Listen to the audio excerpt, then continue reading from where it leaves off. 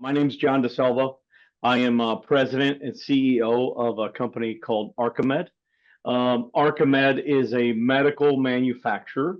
If you think of a car mechanic and how a car mechanic needs a fancy toolbox to keep all their tools in to fix cars, we make those toolboxes for doctors to fix people. That's what we do here at Arcamed. Arcamed's been around now for 14 years. Um, we started from the ground up as a new business. There was only 8 of us at the beginning, 14 years ago, and now we are a 90-person organization. So it's been a fun journey over the past 14 years. It took me a while to get the right controller or CFO in place. I believe in the first 10 years of Arcamed, I went through about 8, and in the past 5, I've had the same 2 in their roles for quite some time now, and it's been a really good journey and relationship up to this point.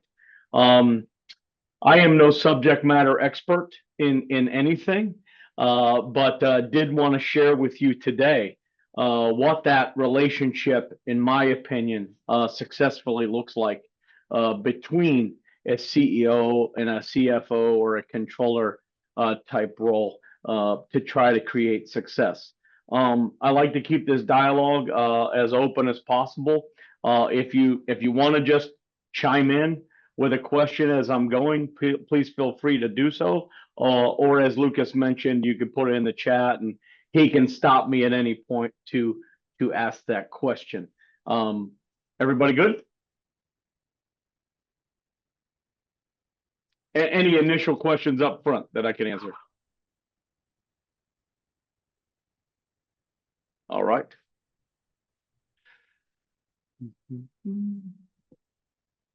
Good on the slide? Did it change? Okay. Lucas? Yeah, it's good. So when I think about that relationship, it comes down to 3 fundamental things: assess, communicate, and educate. When I look at the relationship between the CEO and the finance department as a whole, I believe that that is the crux of what it takes to run the business and make things profitable. So there's that constant assessment that is going on. Then the communication piece between the leadership becomes so critical, because without that constant communication and alignment, it could begin to break down and lead to questions as to what are we doing or why are we making the types of financial decisions or spend that we're doing. And never underestimate the fact that the rest of the organization does not fully understand the financials and how they play into things. So I find myself challenging a lot my CFO to make sure that they're educating the peers and the people that run the departments as to how to use the numbers to effectively make decisions and to assess risk within each of the departments. How do we go about doing that? This can sometimes be uncomfortable, which is to make financial people more curious. So you gotta learn. You gotta get out there. You gotta learn the people, what they know and what they don't know. I think this quote was made more popular by Ted Lasso than maybe Walt Whitman. But be curious and not judgmental. What you know in your roles and what you do every day, a lot of people have no clue and don't fully understand what that looks like. So never assume that people fully understand what the numbers mean and how to use them in critical type situations or even in day-to-day type situations. That to me has been a critical piece for our organization's success, is that financial person really educating and being curious as to what is going on in some of the departments that may either be leading to success or failure when it comes to budgets or financial type numbers. And then you think about strategy. I'm a big golfer. I love golf, and when you have a foursome, or you're playing in a tournament, or maybe you're in some sort of a scramble, where does the CFO fall in regards to the foursome? And the way I look at it is that CFO is always willing to hit last. And the reason why is, one, they want to assess where everyone else's ball has gone. Is it in the fairway? Is it in the rough? Is it out of bounds? They want to understand where the team might be struggling, from where they need to apply funds, or they may be overlooking the amount of risk that might be in the way. The reason why I attach this picture is because a lot of people think they can make that long of a drive and clear all of that water, where that CFO might be looking a little more to the left there with a much shorter shot that is much safer, knowing that there might be a longer play. But then again, maybe they know the type of team they have, and that risk they are willing to take because they know it's achievable by the team. It's very critical for this person to be the eyes, the ears, and really that assessor of what is going on within the organization, and to challenge them to think about the thought process and to present that in a way where you're part of the team and you understand why some risk is necessary, but are they truly looking at things from every angle? Any questions up to this point? I don't know if anything's in the chat. I can't really see that. So nothing so far? Nothing so far. Great. So just a couple slides on just a couple things on risk. Managing risk is critical for every business. I don't care what you make, what you do, who you service. Risk assessment should be an ongoing process to stay ahead of potential threats. I think that's extremely critical, whether that's in your one-on-ones with your CEO or within your executive leadership type meetings that you're in. That is a role that must also always be present, is that continuous assessment. Effective risk management requires that balance between being cautious and taking calculated risks. The use of technology and data can greatly enhance risk management processes. We live in the world of AI now. There are so many tools at our disposal when it comes to technology and the explanation of risk. And don't be afraid to use those types of things when explaining to the organization what you're looking at or where you're coming from. Risk management should be collaborative among different departments and stakeholders. If it's just the CEO, CFO, controller, accountant, whatever, it's not going to be successful. Everyone's got to come to the table and understand these things.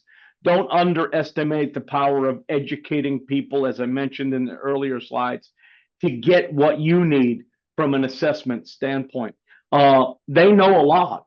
And if you ask the right questions, you're going to get what you need to do the correct assessment. And then proactive risk management can save the business, of course, time, money, and resources. I think a lot of times companies can get stretched because they do over-resource certain things, or they take on too many things at the same time, which can lead to the lack of success and cost the company a lot of money. This is a key to the role that is played within that finance department.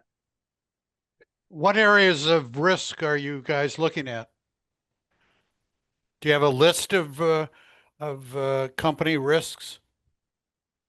The short answer is yes. So we're looking at everything on a large scale.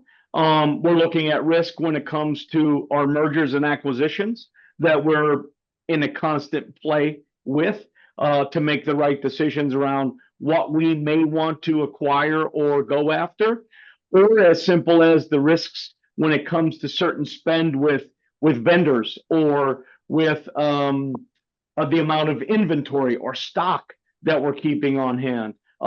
Most recently, tariffs. have become a big risk for our organization and how we go about buying things.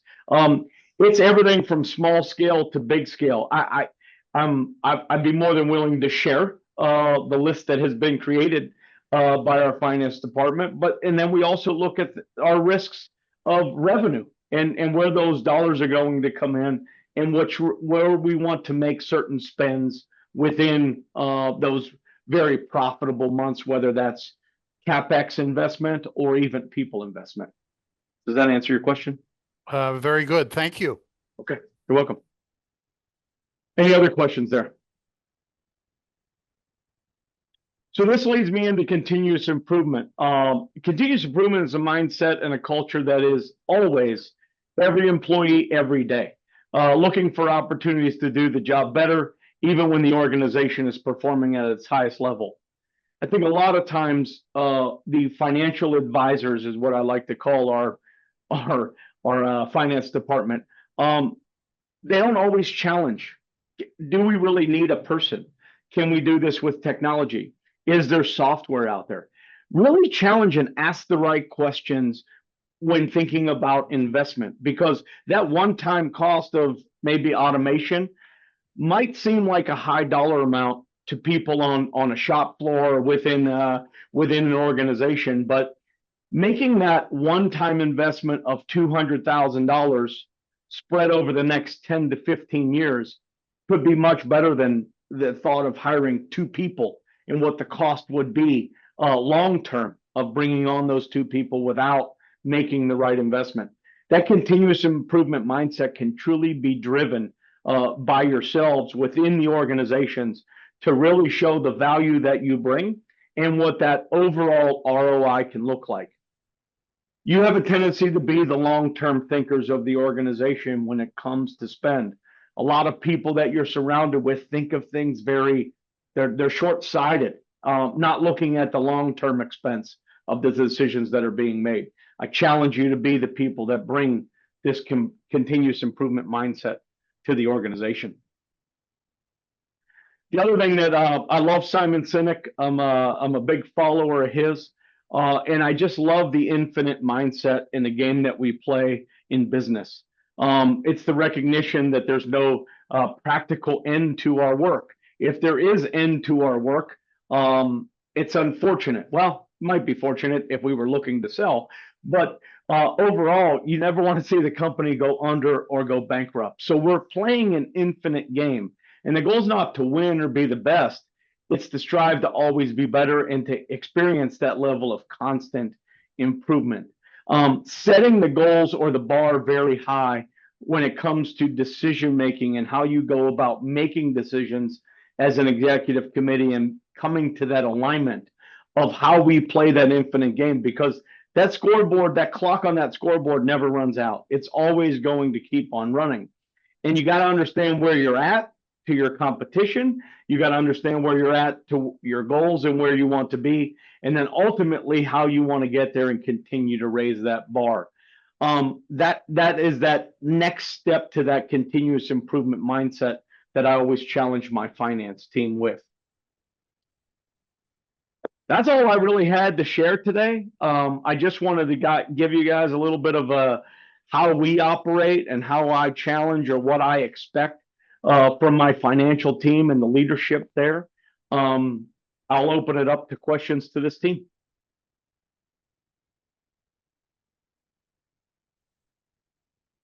Hi, this is Benjamin Arms here. Can you hear me? I can. Yep. So going back to what you were talking about risk, do you get the impression that CFOs tend to be more risk averse than other people in your organization?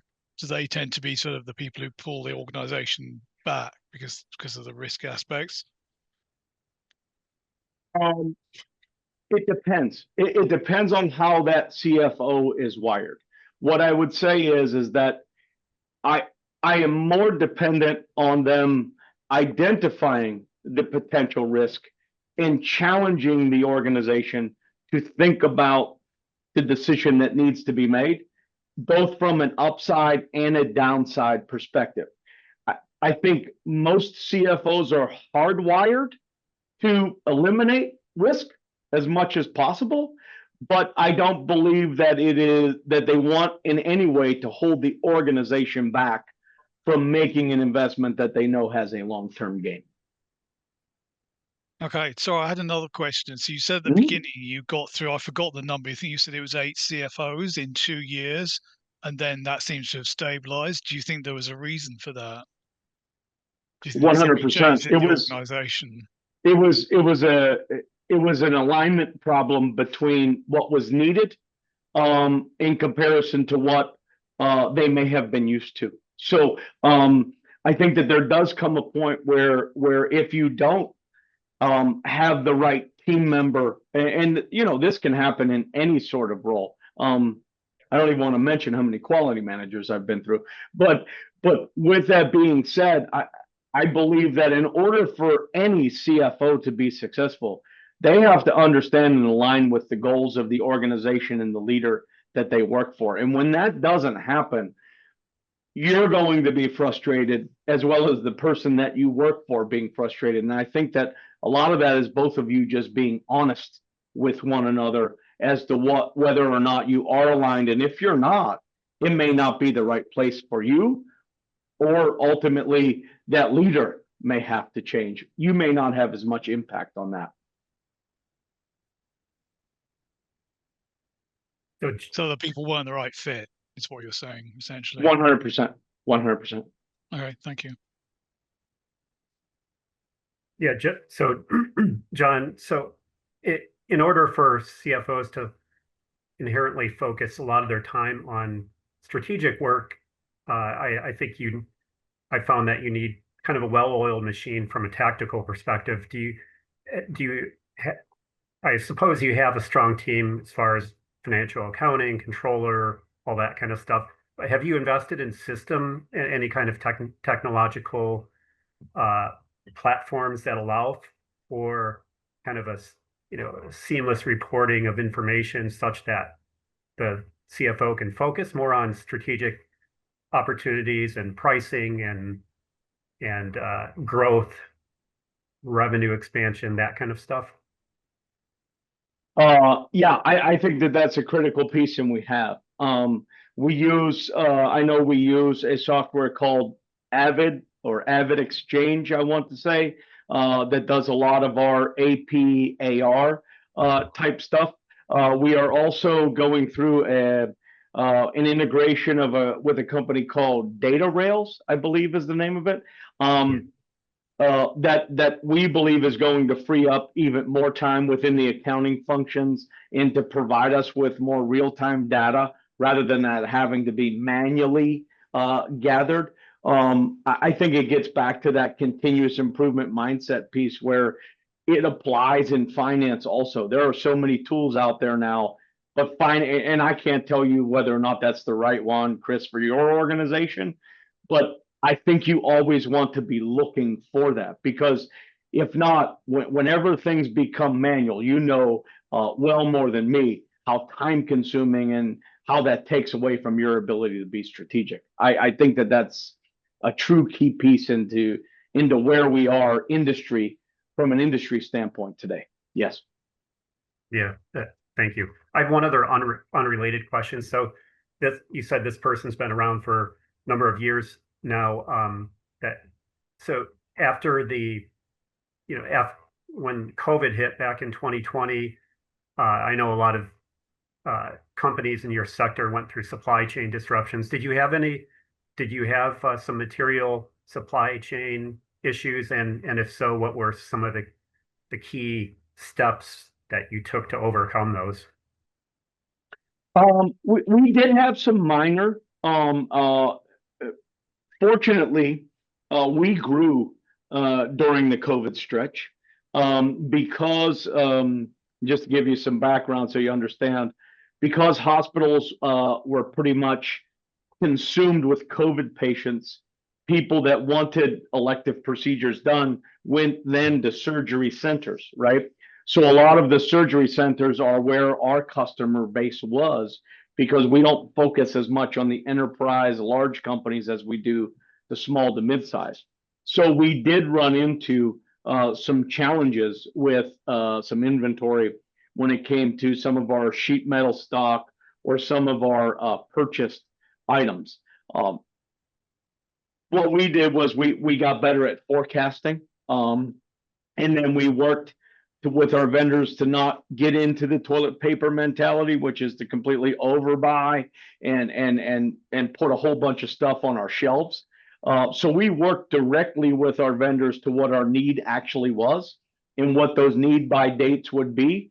And then we also took it a step further to where with our vendors to say, hey, if you have another customer who's running into problems and we have stock on our shelf, we almost started like a sharing back and forth to where we were selling stock back to them to either sell to, it may have been one of our competitors, we really didn't ask, or to another company that needed it, just to open the dialogue around how we could all be successful through a very difficult time. And that proved to be a huge advantage for us. Our controller at the time was the one that suggested, hey, is there a way we could create almost like a network of with our competition or with our vendors of buying things back to ultimately to where we can all be successful. And it led to us not missing any real ship dates and being able to hold 90% of the lead times that we had in place. We did run into some overseas type issues where some product that leads to overmolded plastics was not readily available because plants over there shut down. Well, that was completely out of our control. But as all of us lived through it, you did the best you could with what you had. Yeah, great. Well, that sounds like an innovative solution and one that helps working capital as well as supply chain issues. So thanks for sharing that. You're welcome. John, Anyone else? Yeah. John, this is Omar. Do you expect your CFO to play an important role working with you in building the strategic plan, leading some of the major transformation in the business, such as leading IT transformation, AI implementation, and other such major initiatives? Well, 100% the CFO plays a huge role in the strategic plan. I think it depends on the CFO when it comes to what their skill set is. So I don't automatically tie the CFO to IT or or data or things like that. I think it depends on whatever that CFO's strength is, because that's why we have so many team players within an organization. I think the size of the organization, of course, matters in a lot of ways on who you can call on within that CFO role. But I don't think it works without the CFO being part of the strategic plan. I think handing them a bunch of stuff that they're not a part of is a complete breakdown in trying to achieve success and alignment. I would say that to me would be a red flag if they weren't part of it. Thank you.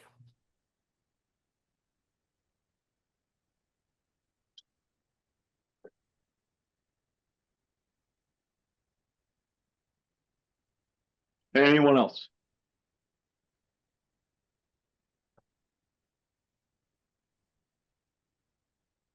Well, I'll turn it back over to you. I don't know what you guys do next within your meeting, but let me you will get these slides. My contact information is here. If at any point you think of something or want to pick my brain on something, please feel free, give me a call, shoot me an email. I'm more than willing to share what it is I know and what's helped us create success, or share with you what's led to some of our failures when certain situations have come up. John, just another question. In your organization, are you implementing any of the AI type of initiative, like case studies and all, business cases and all, or looking into that? 100%. We are. I've got a technology team that leads that effort. We are using AI when it comes to our shop floor planning. We're using AI when it comes to the people side of our business. So the uploading of our handbook and other items that our associates readily need available to them, as well as all of our SOPs and work instructions and things like that to where they're able to just talk to it and it gives them what they need. And then we're continuing to branch that through every part of our organization. I think that AI is here. It's here to stay. It advances at a rate that is just rapid. And if you don't stay up with it and you fall behind, I'm not sure how you catch up. That's always been my philosophy since I started seeing the application. And the amount of waste that it is taking out of our organization has been a very critical piece in our success. Great, thanks. Hi, my name is Lana. I'm off camera, but I do have a question, John. As a CEO, how do you manage what we call recency bias? When you have a string of people going into your office and making cases for, I don't know, decision-making, strategic, financial, or operational, how do you balance that? Because I guess CEO number one job is to have everybody play together in a sandbox well. Well, I think, not to oversimplify things, but recency bias only kicks in if you do not have alignment on your corporate priorities for that given year. We spend a lot of time, we do a executive sort of retreat where we set what those corporate priorities are and what we're going to be focused on. And we make sure that we stick to that. If we are going to deviate or change from that, that has to be agreed upon between myself and the CFO and the CFO's 5 other peers that run other departments. I think that recency bias is detrimental to organizations if allowed to happen, because it can't just be the flavor of the month or the thing of the day, if you will.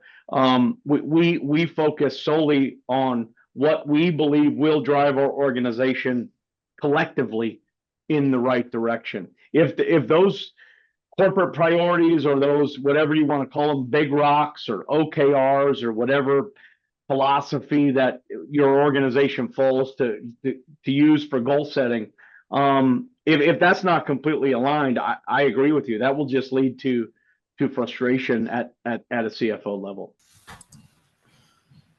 Hi, so Jeff Kishner. I've got a quick question. At the board of directors, have you noticed a change based on how they're using AI? Has that changed the nature of some of the discussions and expectations for you and your management team in preparation for the board and discussions during the board meetings?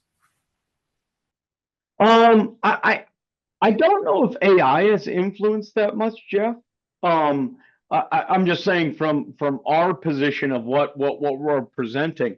The only thing that's changed is the use of AI or other tools like Power BI or things that we've automated that can send information to the board that we no longer normally need to put together. I would say, if anything, it's reduced the amount of time of preparation for the board packet and things like that. It gives them even better. We have even better real-time data now, rather than data that's lagging behind when talking about what's real in the organization today. I think, if anything, it's brought a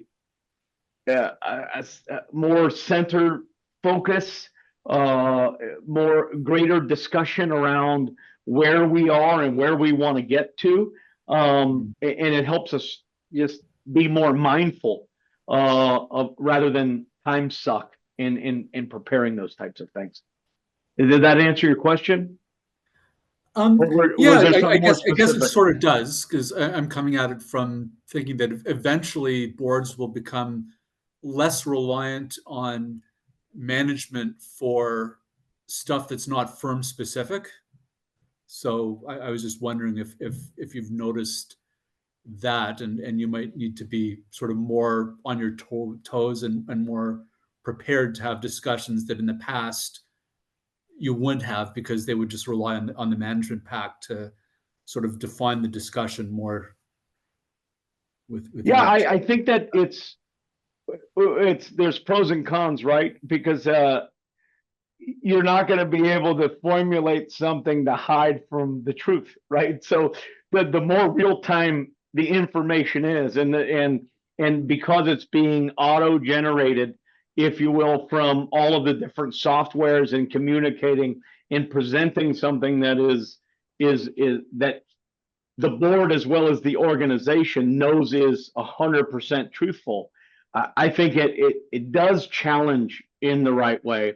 And I always like to always use the phrase, you're not going to be able to talk yourself out of something you behaved yourself into at that point, because the numbers aren't going to lie.